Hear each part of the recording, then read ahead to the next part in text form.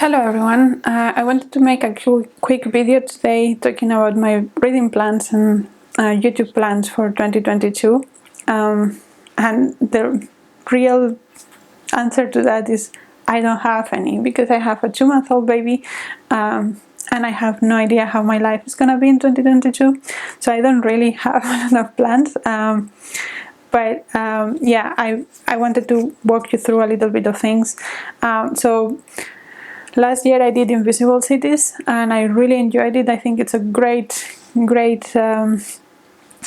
idea, but I found often that, especially for some countries, I didn't have the access to books that I was going to actually like from that country. So I read whatever was available to me, and those were not always books that I enjoy.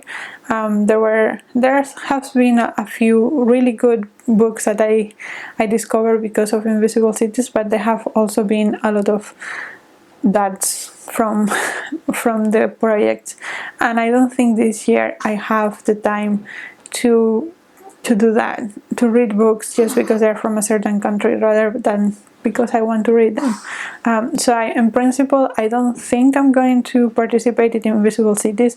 I might, for some countries, still make a video if I have read already a lot of books from that place, and I might try and see if I can find some of the books from some other countries that I actually want to read, and if I don't find, then I don't read anything.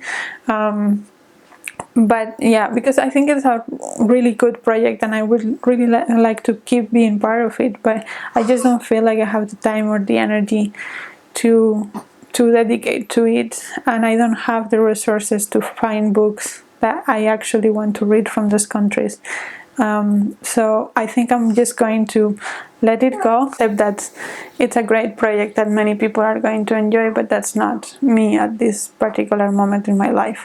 And that goes as well for prizes. The last couple of years I have been into reading prizes, especially the International Booker and the Booker with the Booker Boy Book Club and all of that. It's really fun, and it's a really nice community, and everybody is talking about these books, and it just feels very community based, and I really love that feeling.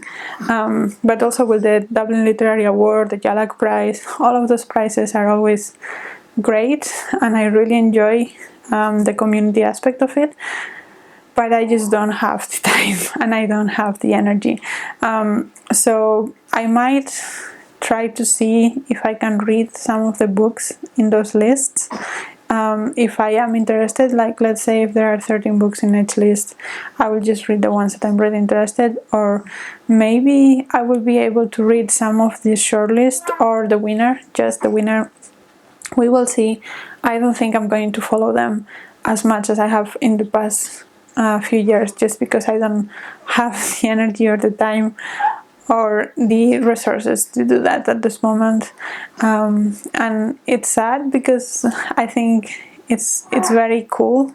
I do have issues with the whole elitism with prizes and the fact that they are all very English based, but still I think it's a lot of fun and I enjoy the process every year. But this year it's not gonna be the year, so we will see how much I do of that. I think probably I will read like 2 or 3 books of International Booker, and that probably is going to be it. But yeah, I guess it depends on the books as well. What I have signed up for is the BookTube prize for the translated category. So last year I was both in the fiction and non-fiction, but this year I decided I was only going to do the translated category, just because I think that yeah, I am a bit tired of the American and English center aspect of many YouTube channels and many YouTube initiatives. So I wanted to be able to highlight more translated books, and it's also what I enjoy reading anyway. Baby's awake.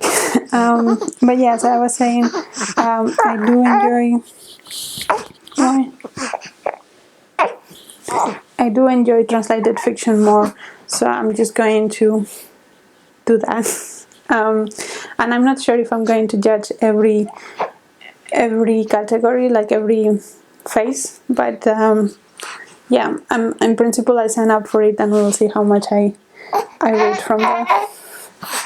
Something that I actually want to do this year, it's finishing my actual physical TBR, and maybe also my ebook TBR. That doesn't mean that I want to finish the year without any physical books or ebooks that I own, but I want to, if I have any, I want them to be because I bought them that year, not that are carrying around.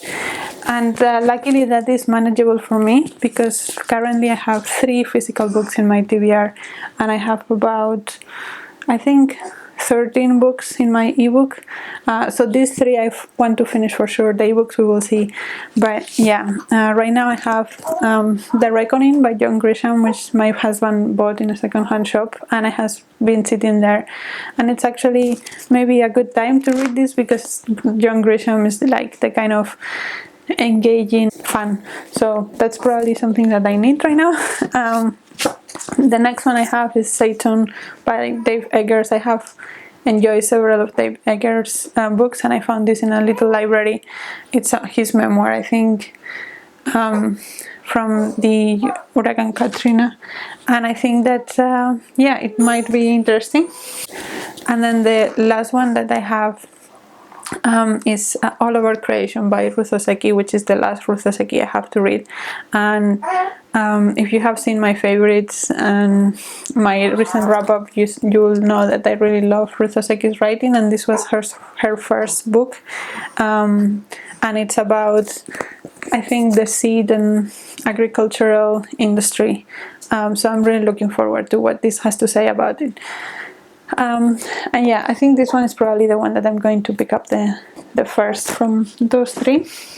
If we go to my ebooks, I have Everyone Knows Your Mother is a Witch by Rivka Galchen, which I have put there recently. Hotel Silence by Audur Ava Olavsdottir, which I heard is really nice and warm and cozy. Periodic Tales, which is a non-fiction about the periodic table. Flowers for Algernon, which I've heard that Richard Powers normally takes a lot of inspiration from that book, and I love Richard Powers, what I've read, so I want to read that and see how I like it. On Time and Water by Andres Nair Magnusson, which is another non-fiction about nature, and I think it's a Norwegian book, so interesting. Intimacies by Katie Kitamura, which I'm interested in because it's based in The Hague and I live in The Hague, so I wanted to actually make a video on that as a review, and maybe if there are very known landmarks in The Hague that she mentions, I can go through them in The Hague and show them to you.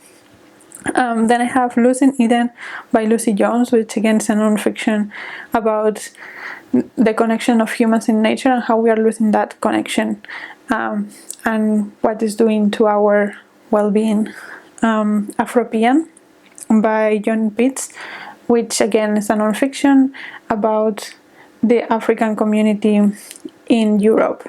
So instead of African Americans, Afropeans would be that, and yeah, exploring a little bit more of the race issue in Europe, which I think it's very interesting because last year I read quite a few of American-based racial books, and I think I want to know a little bit more about what happens in Europe rather than in the US. I think we all know what happens in the US by now. So yeah. The next one is Wind, Sun and Stars by Antoine and Saint-Exupéry, and this is a very small book and it's supposed to be a very sweet book.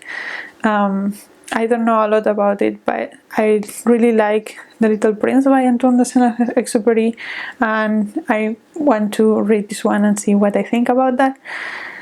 Then I have Cantoras by Carolina de Robertis, which I think it's an Uruguayan book, and yeah, I haven't read other than Eduardo Galeano. I don't think I've read much from Uruguay, and it's a queer book as well, so yeah, it had quite a lot of hype a few years ago, and I'm still interested in reading that.